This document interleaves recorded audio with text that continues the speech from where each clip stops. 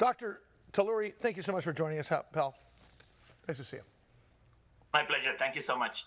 So, am I correct that you are the first, like we're 5 feet out of the parking lot on a 20-mile hike here, and it's companies like yours that are going to resolve our I think, overzealous desire for clean energy, including EVs and everything else. Talk to us about the lithium battery issue right now, because I think you guys are at the tip of the spear. I think you guys are figuring it out for us, because I don't think it exists until you guys show up. Yeah, absolutely. You know, the lithium-ion batteries have been there for a long time. I mean, from in the 90s when they were first invented. The main problem of these batteries is that they mainly use graphite for the anode, which is one of the two electrodes in the battery.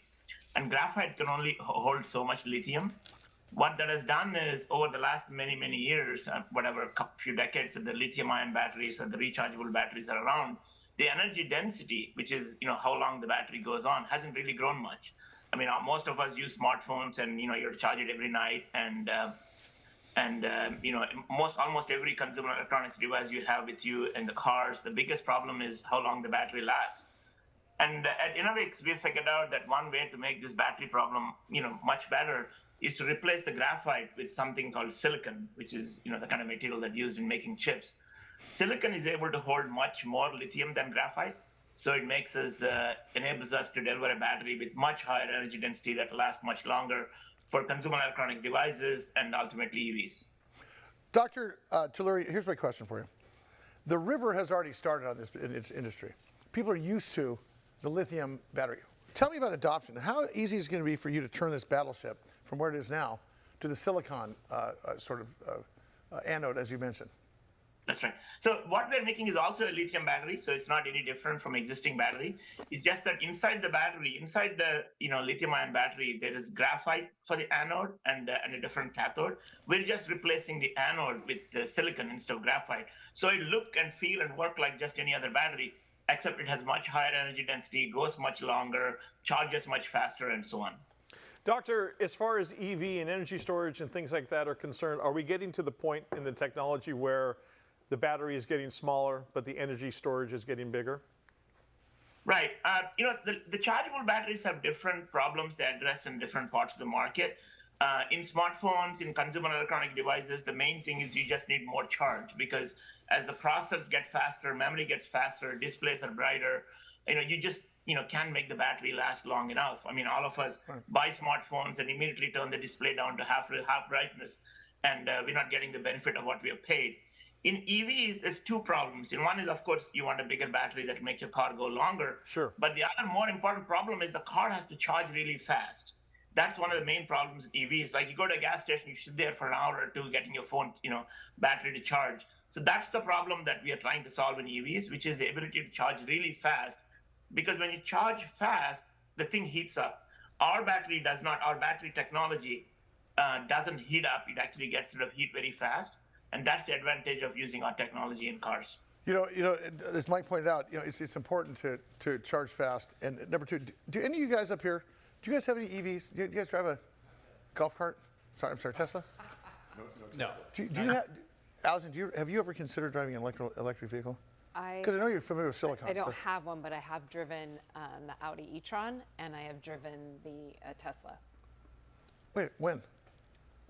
Not long ago. Did you test drive? Were you going to buy one? No.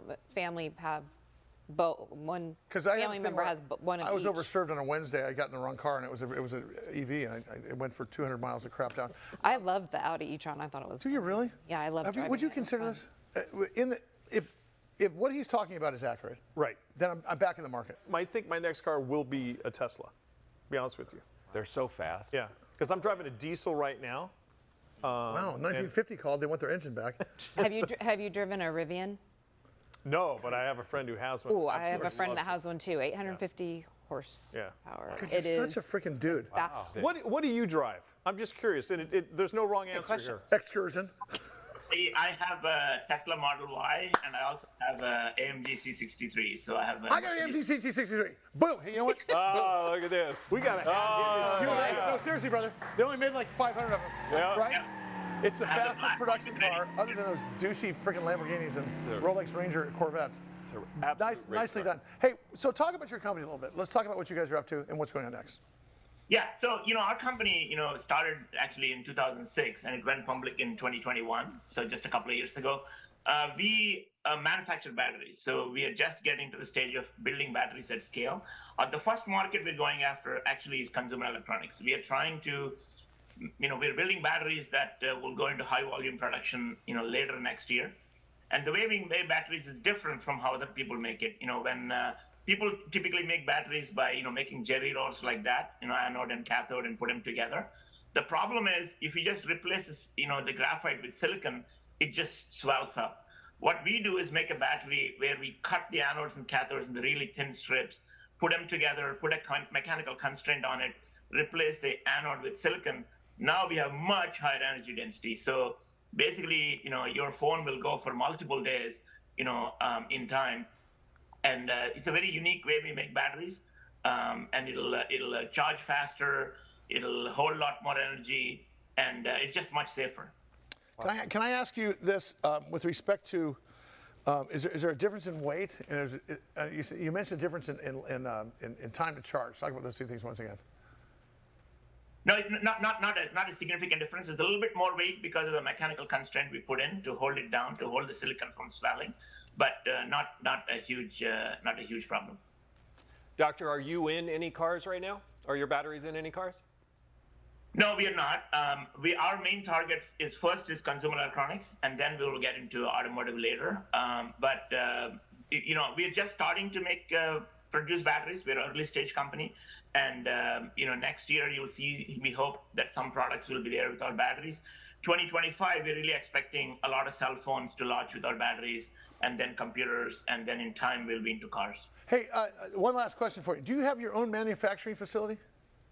That's right, we do. We have a small facility now in Fremont, California, but we are building a sizable factory that will produce millions of batteries in Malaysia, actually. We're in the middle of building that factory now. His name, Raj Talluri. Thank you so much, pal. I'd love to have you back. Will you come back with us? Fantastic. Let's talk some ENVX.